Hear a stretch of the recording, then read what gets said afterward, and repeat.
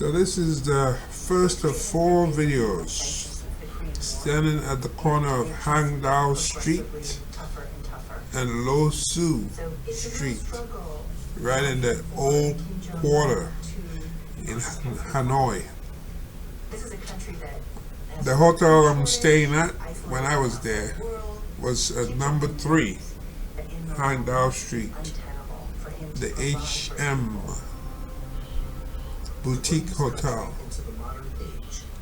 just a short step away from the intersection that I'm standing at right now. So I'm looking at the traffic go by. You see somebody there with fruits, mangoes, grapes, all that stuff, with her cart. She's passing by. So we be looking at the traffic, people watching, see what people dressing at this time of year. See some Westerners go by there again.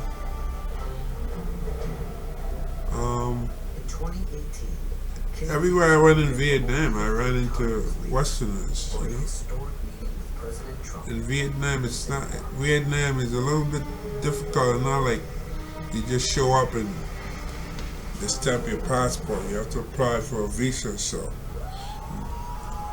except I believe they have some exceptions now. They did change the law. There's certain countries that can get the visa, the visa on arrival. I think there's some European countries, but the United States is not one of those. It will make life much easier for Americans traveling to Vietnam who want to. It's not so much the visa, but to go to Vietnam, you need to plan. That means on the visa form, it's going to ask you the address of the first residence where you'll be staying. In my case, I arrive in Hanoi, so it's not like you show up at the airport and you go to one of those hotel desks and say, you know, I just arrived in Vietnam and I'm looking for a hotel. Nope, doesn't work that way. You can do that in Thailand. You can show up in Suvarnabhumi Airport from the US and you could say, well, I just arrived in Bangkok, Thailand. My first day here. I'm searching for a hotel and that'd be fine. But you can't do that in Vietnam. In Vietnam, you have to list. In my case, I had the hotel, I guess I was writing there's so many different things. They asked so many questions on the form, and the e-visa form, where you could apply for e-visa. It's like 30 days and 1 entry only. That means that's it. If you leave and you feel like going to visit Laos, let's say you want to step over to Laos for a few hours and come back, nope, you can't do that. Or if you do it, you won't be allowed back in. You have to apply for another visa. More likely you have to stay in Laos and wait maybe 3 days for your visa to be processed. So those are some of the complexities there dealing with Vietnam. And a guy made a video that I ran into recently, and it shows that for most people who visit Vietnam, most don't return. There's no second return. The percentage drops off precipitously as to how many people.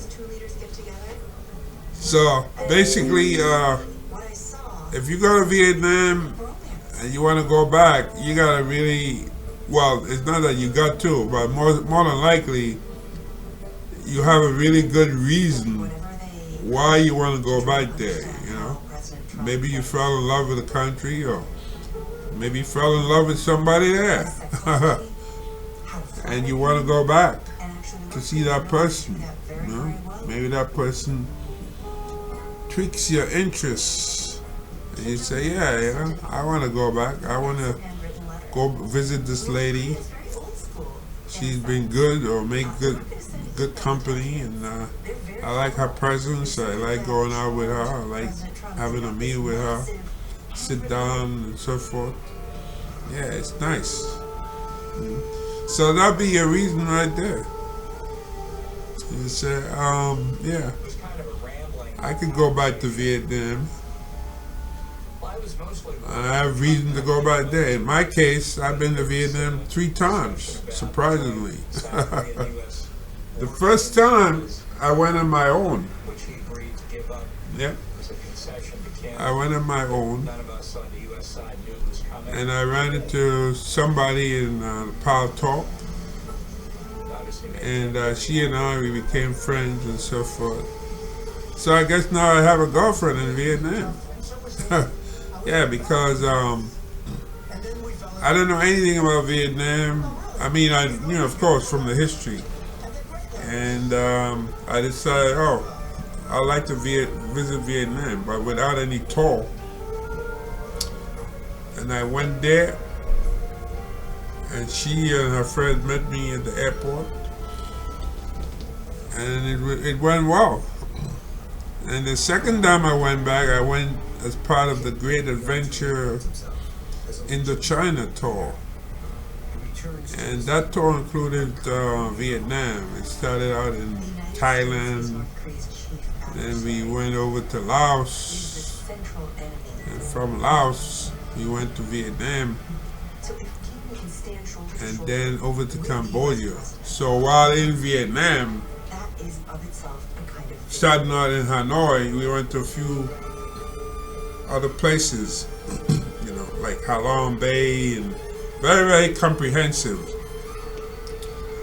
So that's one of the reasons you might want to do like a tour group, because there's so much logistics that you doing it on your own, you know, you probably can mess up unless you're really, really good or stuff like that. But with the tour company, they take care of everything. They have everything in place.